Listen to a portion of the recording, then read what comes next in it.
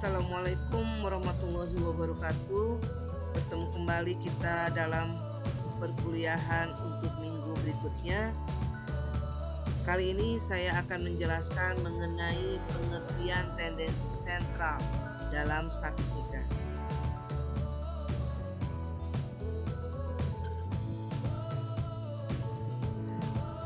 Ukuran tendensi sentral merupakan suatu usaha yang digunakan untuk mengukur besarnya nilai rata-rata atau merupakan pemusatan dari sebuah distribusi suatu data.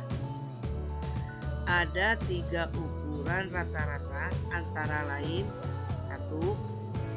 Mean atau rata-rata hitung, kedua median atau nilai tengah, dan yang ketiga adalah modus. Dalam materi ini kita akan membahas bagaimana kita akan menemukan di mana letak nilai rata-rata hitung, nilai tengah atau nilai median, dan nilai modus pada suatu distribusi frekuensi atau pada sebuah pola data berkelompok. Kita akan memastikan dan akan membuktikan nilai-nilai tersebut itu tepat berada pada rentang nilai-nilai yang tersebar dalam distribusi frekuensi. Di dalam ukuran pemusatan data ada 3 poin penting yang harus dipahami, yaitu pertama, kita akan menghitung rata-rata mean, ya, yaitu jumlah semua bilangan atau data yang dibagi dengan banyaknya bilangan atau data. Biasanya untuk rata-rata hitung itu dilambangkan dengan notasi X bar. Kemudian ada nilai tengah atau median, merupakan bilangan atau data yang terletak di tengah-tengah setelah bilangan atau data tersebut kita urutkan dari yang terkecil sampai yang terbesar ataupun sebaliknya.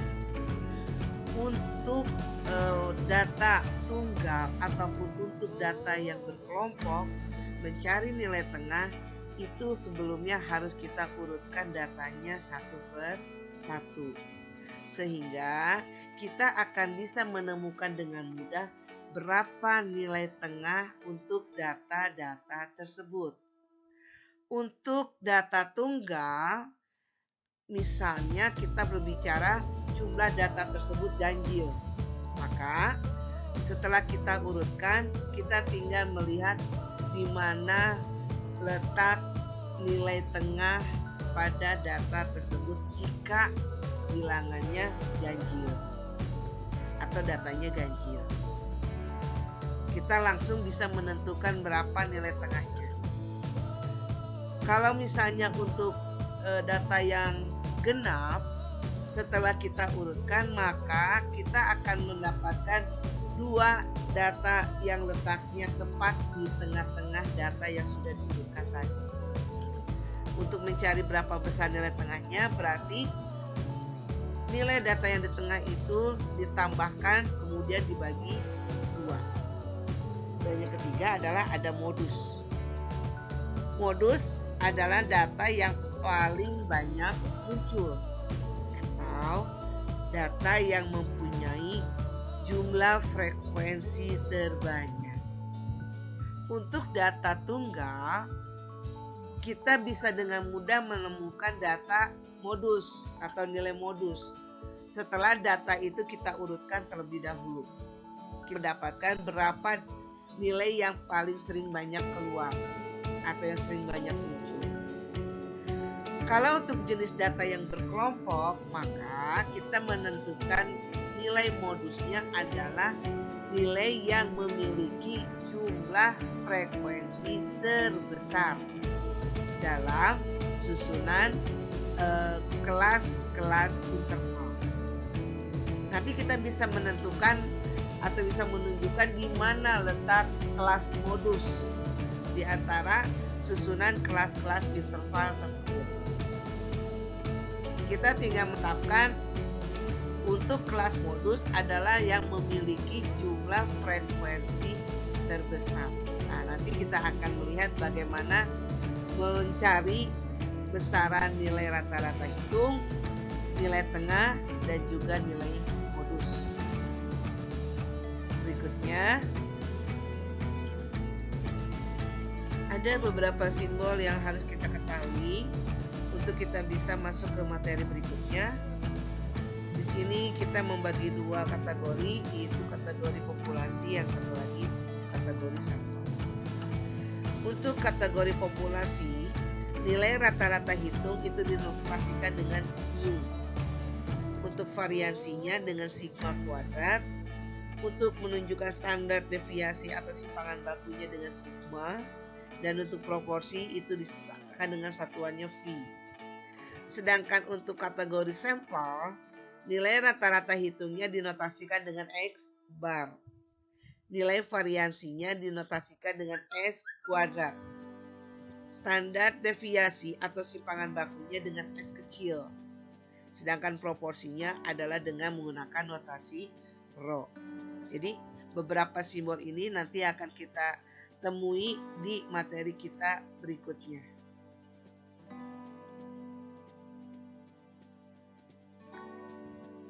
Untuk ukuran pemusatan data yang pertama, kita akan mempelajari tentang rata-rata hitung. Min untuk data tunggal. Rata-rata hitung atau rataan untuk data tunggal itu adalah jumlah data dibagi dengan banyaknya data. Jadi mencari rataan dari sekumpulan data dari sebuah objek pengamatan untuk jenis data tunggal, itu caranya jumlah data dibagi dengan banyaknya data. Di dalam rumus kita bisa melihat di sini rataan atau X bar itu sama dengan sigma XI dibagi N. XI ini adalah berapa jumlah data yang diketahui. Jadi data ke I. XI itu sama dengan data ke I. Dari X1, kemudian bisa X2, X3, dan seterusnya. Berapa jumlah data yang diketahui, yaitu dikatakan sigma XI. Sigma X itu sama dengan jumlah data, artinya data ke I, data ke 1, ditambah data ke-2, ditambah data ke-3, dan seterusnya itu kita jumlahkan. Ya, kita jumlahkan semuanya data yang diketahui, kemudian dibagi N. N itu sama dengan banyaknya data. Kita bisa melihat dalam contoh berikut. Hasil tes 10 mahasiswa diperoleh data sebagai berikut. 3, 7, 6, 5, 3, 6, 9, 8, 7, 6. Itu adalah nilai hasil tes dari 10 orang mahasiswa. Kalau ditanyakan berapa rataan dari data ke 10 mahasiswa tersebut, maka kita berbicara nilai rata-rata hitung. X bar sama dengan data yang tadi kita jumlahkan seluruhnya. Kemudian dibagi N. N-nya tadi ada berapa? Ada 10, ya kan? Ada 10. Berarti diperoleh data X bar-nya sama dengan 6. 60 dibagi 10. Ini hasil untuk jenis rata-rata hitung data tunggal. Ya. Kita kasih penjelasan dari perhitungan di atas. Jadi, rata-rata hasil tes 10 mahasiswa adalah sama dengan 6. Gitu ya. Nah, sekarang kita akan mengetahui bagaimana penerapan rata-rata hitung untuk data berkelompok.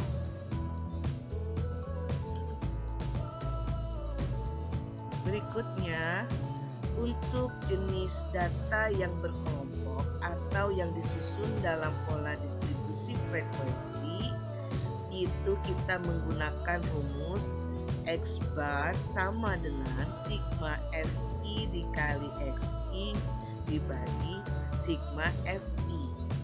Ya, ini rumus untuk kita mencari nilai rata-rata hitung di dalam distribusi frekuensi. Keterangannya apa? Xi itu sama dengan nilai tengah dari setiap kelas interval. Artinya, Anda harus mencari nilai tengahnya terlebih dahulu. Baru setelah itu dikalikan dengan Fi atau frekuensi dari tiap kelas interval. Saya mengambil dari contoh latihan soal kita yang kemarin. Di sini terdapat sebuah distribusi hasil ujian nilai dari 100 orang mahasiswa di salah satu perguruan tinggi swasta yang ada di kota Bandung. Ya, di sini kita menggunakan ke dalam 7 kelas interval yang sudah Anda cari kemarin. Ya, kemudian di sini kita mendapatkan rentang untuk masing-masing kelas tadi. Kelas pertama itu 21 sampai 30, kelas kedua 31 sampai 40 dan seterusnya sampai di kelas ke-7 di mana nilainya 81 sampai 90. Kita akan mencari berapa sih rata-rata dari 100 orang mahasiswa yang sudah melaksanakan kegiatan ujian mereka di salah satu perguruan tinggi swasta tersebut, ya. Kemudian di sini kita sudah mendapatkan berapa jumlah frekuensinya. Dan kebetulan di sini kita sudah mendapatkan nilai tengah, ya, karena di soalnya itu sudah ada nilai tengahnya. Maka di sini untuk masing-masing kelas saya ulangi kembali, untuk kita bisa mendapatkan nilai tengah atau Xi kelas pertama itu caranya bagaimana? Batas bawah ditambah batas atas dibagi 2. Berarti untuk kelas interval pertama kita mendapatkan nilai tengahnya sama dengan 21 ditambah 30 dibagi 2. Jadi kita akan mendapatkan nilai tengahnya sama dengan 25,5. Berikutnya, contoh yang kedua, untuk mencari nilai tengah dari kelas interval kedua. Caranya sama seperti tadi, 31 ditambah 40 dibagi 2. Maka akan didapat nilai tengah 35,5. Dan seterusnya sampai kita selesai mengerjakan berapa jumlah kelas yang harus diselesaikan. Kemudian semuanya kita jumlahkan. Frekuensinya sama dengan 100 karena di data seluruhnya ada 100 orang mahasiswa. Sekarang cara kedua, cara berikutnya kita akan mencari berapa nilai rata-rata hitung. Kita masukkan ke dalam rumusnya. Jumlah Fi dikalikan Xi. Berarti jumlah frekuensi dikali nilai tengah untuk masing-masing kelas interval. Berarti Fi dikali Xi untuk kelas pertama itu didapat dari 2 dikali nilai tengahnya berapa? 25,5. Hasilnya sama dengan 51. Untuk kelas interval kedua, jumlah frekuensinya berapa? Fi sama dengan 3 dikalikan nilai tengah 35,5. Hasilnya diperoleh 106,5. Dan seterusnya silakan Anda kalikan antara frekuensi dengan nilai tengahnya dari tiap-tiap kelas interval. Setelah itu Anda jumlahkan berapa jumlah sigma Fi dikalikan Xi. dari kelas pertama sampai nilai kelas ke-7.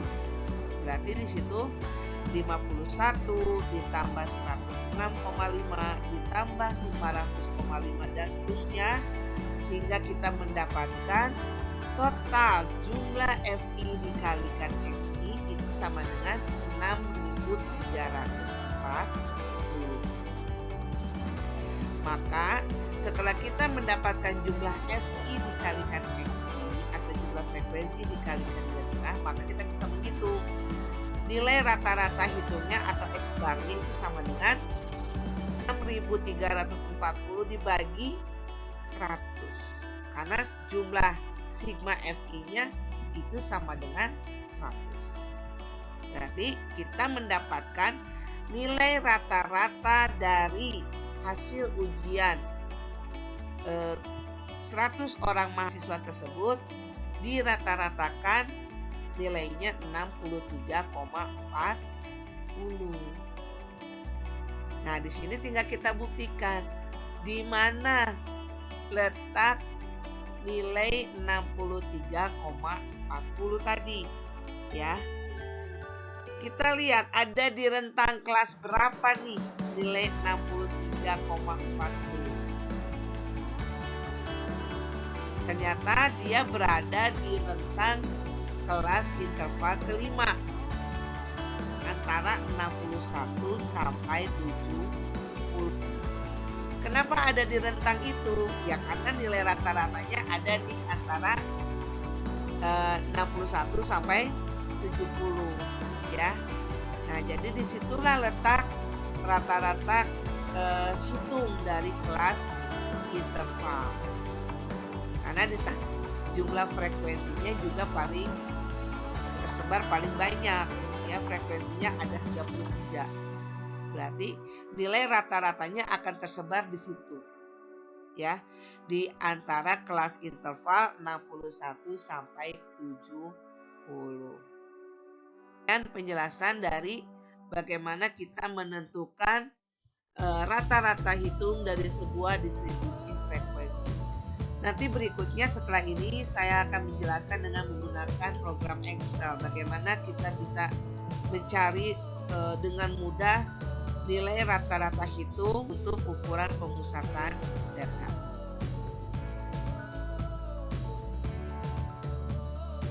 Ukuran pemusatan yang berikutnya adalah modus. Modus merupakan nilai dari beberapa data yang memiliki jumlah frekuensi tertinggi atau jumlah frekuensi terbanyak dalam pengamatan data. Di dalam data tunggal atau data tidak berkelompok, menghitung modus dengan data tunggal itu dilakukan dengan cara yang sangat sederhana, yaitu dengan cara mencari nilai yang paling sering muncul di antara sebaran data. Kita ambil contoh soal. Diketahui ujian UTS untuk pelajaran statistika untuk 10 orang mahasiswa adalah sebagai berikut. Di sini tersaji data untuk nilai ujian tengah semester mata kuliah statistika sebanyak 10 orang, ya. Nilainya bervariasi. Nah, sekarang kita bisa mengamati berapakah modus dari nilai UTS pelajaran statistika. Di sini kita lihat berapa nilai di antara kumpulan sebaran data ini yang paling sering muncul. Kita identifikasi satu-satu, ya, kita urutkan boleh, tidak diurutkan juga tidak apa-apa. Tapi kita melihat di sini berapa kali angka tersebut itu muncul. Ya. 50. Ya, kita lihat cuma satu kali. 40. Cuma satu kali. 70. Ada nggak 70? Cuma satu kali. Sekarang angka 75. Angka 75 ada beberapa di sini. Kita hitung ya. 1, 2, 3, 4. Berarti ada 4 kali angka 75 itu muncul. Kemudian angka 80. Angka 80 2 kali ya. 1 dan 2. Angka 30 tidak ada. Berarti untuk modus nilai UTS pelajaran statistika yang paling sering muncul adalah nilai 75. Kenapa nilai 75? Karena angka 75 munculnya 4 kali. Ya. Begitu cara menentukan nilai modus. Kalau untuk data berkelompok, kita akan memasukkan ke dalam pola distribusi frekuensi. Tetap standar pengamatannya adalah dari distribusi frekuensi, ya. Di sini ada rumus untuk modus sama dengan L ditambah I dikalikan D1 dibagi D1 ditambah D2. Nah, jika kamu mendapatkan rumus seperti ini, ya, caranya bagaimana? Caranya selesaikan dulu yang di dalam kurung. Selesaikan dulu yang di dalam kurung. Misalnya kalau ini sudah selesai operasi matematikanya, kalikan I, ya. Baru tambahkan dengan L. Paham ya? Jadi bukan dari depan ke belakang, ya, tapi dari belakang mundur, ya. Kemudian ke depan, gitu ya. Jadi kita selesaikan dulu bilangan yang ada di dalam kurung ini, kemudian dikalikan I ditambah L.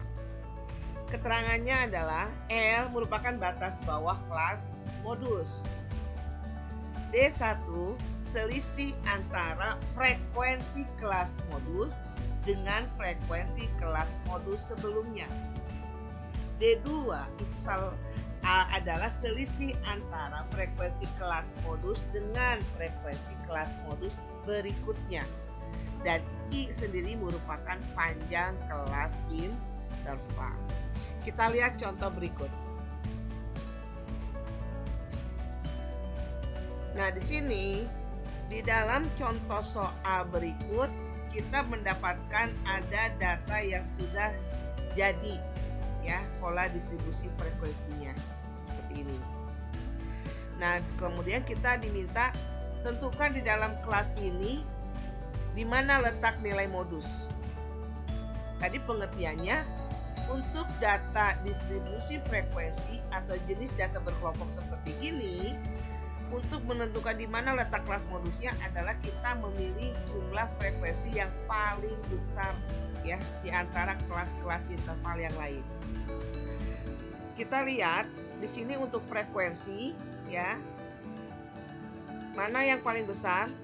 Dia ada di rentang kelas interval ke-5. Berarti secara otomatis kita tentukan inilah letak kelas modusnya. Nah, sekarang kita buktikan dengan menggunakan rumus. Betul tidak nilai modus itu terletak di antara kelas ke-5 atau di antara rentang 61 sampai 70. Kita buktikan di sini betul tidak ada di antara kelas-kelas tersebut. Ada di urutan kelas ke-5. Ya. Bagaimana cara mencarinya? Nah, cara mencarinya nanti kita bisa menggunakan program Excel, ya. Tapi di sini saya jelaskan secara manual dulu. Kita menentukan tepi bawah kelas modus, ya. Jadi kita menentukan tepi bawah kelas modusnya.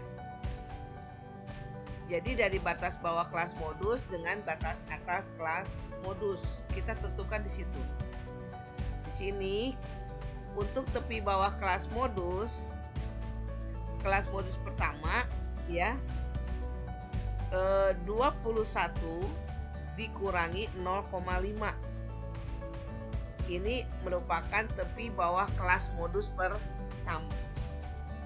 Untuk batas atas kelas modus berikutnya atau tepi atas kelas modus sama dengan 30 ditambah 0,5. Ya, jadi untuk masuk ke dalam rumus modus kita mencarinya dari tepi bawah kelas modus. Diambil dari tepi atas kelas modus, ya. Nah, di sini kita bisa melihat tadi sudah kita tentukan bahwa modus itu ada di kelas ke-5. Nih, ya, di dalam kelas ke-5. atau di rentang 60,5 sampai 70,5. Nah, setelah kita menentukan letak di mana kelas modus itu berada dari tepi bawah kelas dan tepi atas kelas modusnya, maka baru kita masukkan ke dalam rumus, ya. Modus sama dengan L. L itu apa tadi?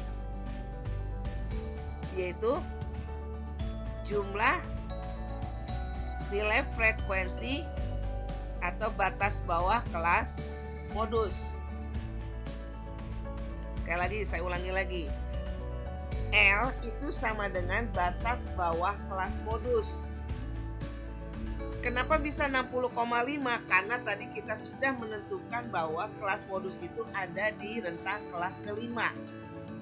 Berarti rentang kelas kelima itulah yang kita masukkan ke dalam rumus, ya. 60,5 itu nilai L. Karena L itu sama dengan batas bawah kelas modus. Berarti kita mencari untuk tepi bawah kelas modusnya berapa, kemudian kita masukkan ke dalam rumus ini. Kemudian I. I-nya berapa tadi? I itu adalah panjang intervalnya. Berapa jarak dari masing-masing kelas? Ada 10. Berarti ditambahkan dengan 10. D1 nilainya sama dengan 13. Dari mana angka 13 ini? Kita lihat. 13 ini adalah selisih antara frekuensi kelas modus dengan frekuensi kelas modus sebelumnya. Di sini kita mendapatkan frekuensi kelas modus sama dengan 33. Berarti mencari D1-nya, tadi selisih antara kelas modus dengan kelas modus sebelumnya. Berarti 33 dikurangi 20, hasilnya 13. Jadi D1 kita dapatkan angka 13. D2-nya berapa? Selisih antara frekuensi kelas modus dengan frekuensi kelas modus berikutnya. Berarti mencari D2 itu sama dengan 33 dikurangi 24 sama dengan 9. Nah, kalau sudah begini, ya uraikan seperti yang cara tadi yang saya sebutkan, yaitu selesaikan dulu angka dan bilangan yang ada di dalam kurung. 13 dibagi 22 berapa? Baru dikalikan dengan 10. Hasilnya baru ditambahkan dengan 60,5. Kalau Anda sudah menyelesaikan perhitungan, maka kita mendapatkan nilai modus sama dengan 66,41. Artinya apa? Artinya nilai modus itu, nilai modus 66,41 dia terletak di kelas interval kelima di antara rentang kelas 60,5 sampai 70,5. Ya, jadi dengan kata lain, hasil perhitungan tersebut sudah membuktikan bahwa benar untuk nilai modusnya itu terletak di antara rentang 61 sampai 70. Dan ini sudah dibuktikan dari hasil perhitungan untuk nilai modusnya, yaitu sama dengan 66,41. Jadi nanti Anda harus menemukan dan membuktikan dari hasil perhitungan tersebut bahwa letak kelas modusnya itu sudah benar dan sudah tepat. Artinya Anda memahami semua apa yang saya sampaikan untuk kita bisa menghitung dari mulai median, dari mulai rata-rata hitung, kemudian dari mulai modus. Anda kuasai semuanya karena itu nanti akan Anda buktikan di saat Anda mencari nilai-nilai dalam ukuran pemusatan data. Dan kita akan bandingkan dengan data yang ada di dalam distribusi frekuensi. Ya, itu demikian bagaimana kita bisa menghitung dan mencari nilai modus di dalam pola distribusi frekuensi.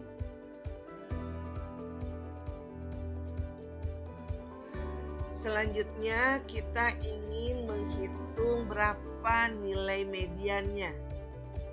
Pengertian median tadi adalah nilai tengah dari data yang sudah terlebih dahulu kita urutkan dari mulai data yang terkecil sampai data yang terbesar ataupun sebaliknya. Nah, di sini kita memiliki dua data, ada data tunggal, ada data berkelompok. Untuk data yang tunggal atau data yang tidak berkelompok, maka mencari di mana letak mediannya itu sama dengan N ditambah 1 dibagi 2. Ya. N ditambah 1 dibagi 2.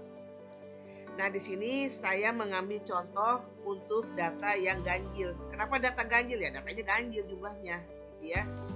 Di sini datanya ada 9. Ya, jadi ada 9 data yang belum berurutan dan Anda diminta menghitung di mana letak mediannya. Dari data ganjil tersebut, ya, kita akan memasukkan ke dalam rumus N sama dengan median sama dengan N ditambah 1 dibagi 2. Nah, ini kita sudah urutkan datanya, ya. Kita sudah urutkan datanya. Kemudian kita sudah mendapatkan di mana letak kelas mediannya. Coba kita masukkan ke dalam rumus. N ditambah 1 dibagi 2. Berarti 9 ditambah 1 dibagi 2 sama dengan 5. Berarti ada di data kelima posisi median ini di soal tersebut. Kalau ada di data kelima setelah data ini diurutkan, maka kita mendapatkan di angka 75 di sini. 1, 2, 3, 4, 5. Di angka 70. Di angka 70, ya. Ini data kelima. Dan dia ada di tengah-tengah. Ada di tengah-tengah di sini, tepat di tengah-tengah di antara sebaran data yang sudah kita susun secara berurutan dari yang terkecil sampai yang terbesar. Nilai mediannya sama dengan 70. Kenapa nilainya sama dengan 70? Karena posisi mediannya ada pada data kelima dan ini terbukti bahwa nilai 70 memang adalah nilai median dalam kumpulan sebaran data ini. Sekarang untuk jenis data yang berkelompok atau dalam distribusi frekuensi. Di sini kita mendapatkan rumus untuk mediannya sama dengan batas bawah ditambah, nah sama seperti tadi uraiannya. Selesaikan dulu yang ada di dalam kurung, ya, selesaikan dulu yang ada di dalam kurung. Namun untuk menghitung median di sini kita menggunakan frekuensi kumulatif, ya. Jadi ada data frekuensi kumulatif, ya. Dibagi, nah frekuensi kelas mediannya itu sendiri. Di sini ada K itu sama dengan panjang kelasnya. Ya, kita lihat contohnya. Nah, ini ada contoh soal, ya. Dari contoh soal yang tadi. Nah, kita ingin membuktikan di mana letak kelas median. Tadi dari rata-rata hitung semua ada di kelas kelima. Kemudian dari data kita mendapatkan nilai lurus juga ada di kelas kelima. Nah, sekarang di mana letak kelas mediannya? Nanti setelah Anda mendapatkan letak kelas median, Anda tandai seperti ini, ya. Kasih blok di sini warna merah. Warna kuning terserah lah ya. Nah gitu nih, kita akan membuktikan benar tidak letak kelas mediannya di sini, ya. Nah sebelumnya kita masukkan ke dalam angka yang tadi, batas bawah pakai rumus yang tadi ya, rumus untuk kelas median. Nah setelah kita hitung di sini, ya. Letak kelas mediannya tadi jumlahnya berapa? Ada 100 kan? Ada 100. Tadi mencari letak kelas mediannya 100 dibagi 2. N dibagi 2. Itu sama dengan 50. 100 dibagi 2, 50. Ya. Berarti kita akan menentukan di mana letak kelas median di sini. Ya, sebelumnya untuk kita bisa menghitung di mana posisi letak kelas mediannya, kita menggunakan rumus frekuensi kumulatif. Di sini 2, ya, 5, kemudian tambah 11, 16, tambah 20, 36, tambah 33, 69, tambah 24, 93, tambah 7, 100. Berarti di sini jumlah frekuensi kumulatif harus nilainya sama dengan 100 karena kita punya 100 data. Nah, sekarang untuk menentukan di mana letak kelas median sementara di sini ya, posisinya ada di kelas mana ya. Setelah kita menghitung jumlah frekuensi kumulatifnya, maka secara otomatis kita bisa menentukan di mana letak kelas median. Di sini berdasarkan urutan frekuensi kumulatif, kita membutuhkan 50 data untuk menunjukkan di mana kelas median. Ya. Nah, 50 data dari frekuensi kumulatifnya. Coba kita hitung. Untuk kelas interval pertama baru 2. Masih kurang ya datanya. Kelas interval kedua 5. Masih kurang. Kelas interval ketiga 16. Masih kurang. Kelas interval keempat 36. Masih kurang karena kita membutuhkan 50 data di sini untuk menentukan di mana letak kelas median. Berarti untuk kita tambahkan lagi di sini. Ya. Ternyata 69, 50 ada di dalam kelas interval kelima di sini. Ya. Jadi secara otomatis karena kita membutuhkan 50 data untuk menunjukkan di mana letak kelas median, maka kita tandai bahwa kelas interval kelima ini sebagai kelas median di dalam pola distribusi frekuensi. Nah, selanjutnya setelah Anda sudah bisa menentukan atau menempatkan di mana letak kelas mediannya, kita tinggal membuktikan dengan menggunakan rumus yang tadi ya, yang di awal. Nah, kita masukkan ke dalam rumus seperti biasa. Ya, masukkan atau selesaikan dulu yang ada di dalam kurung. Kemudian baru selesaikan operasi matematikanya. Nah, setelah dihitung, kita mendapatkan nilai datanya adalah 64,74 sekian. Atau kita bulatkan ke atas. Nilainya 65. Kita balikkan ke dalam distribusi lagi. Kita buktikan, kita beralih ke sini. Nilai 65 itu ternyata berada pada kelas interval kelima. Kenapa kelima di sini? Karena dia ada di antara rentang 61 sampai 70 ya. 61 sampai 70 di sini nih. Atau di dalam frekuensi kumulatifnya dia ada di sini ya. Angka 65 itu ada di dalam kelas interval kelima. Ya. Nah, begitu cara mencari letak kelas mediannya. Jadi Anda tinggal yang pertama kali yang Anda lakukan adalah tunjukkan dulu di mana posisi dari ukuran pemusatan datanya. Baru kemudian Anda buktikan dengan menggunakan rumus tadi. Buktikan bahwa apa yang Anda sudah letakkan di situ itu bisa dibuktikan dengan menggunakan rumus. Sehingga jawaban yang sudah kita sampaikan itu sudah benar, sudah terbukti. Jadi sini terbukti ya. Antara apa yang sudah kita hitung di sini dengan kita mencari lewat rumus matematikanya atau rumus statistikanya. Demikian untuk contoh soal ukuran gejala pusatnya. Ini nanti kita akan lihat bagaimana cara operasinya dengan menggunakan program Excel.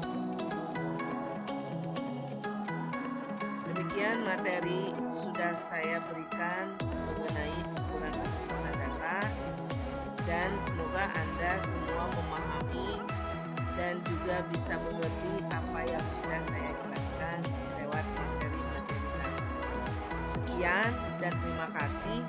Selanjutnya silakan Anda subscribe, kemudian Anda like dan berikan komentar mengenai apa yang sudah kita pelajari pada kesempatan hari ini. Akhir kata saya ucapkan wabillahi taufik wal hidayah. Wassalamualaikum warahmatullahi wabarakatuh. Kita ketemu lagi minggu depan ya.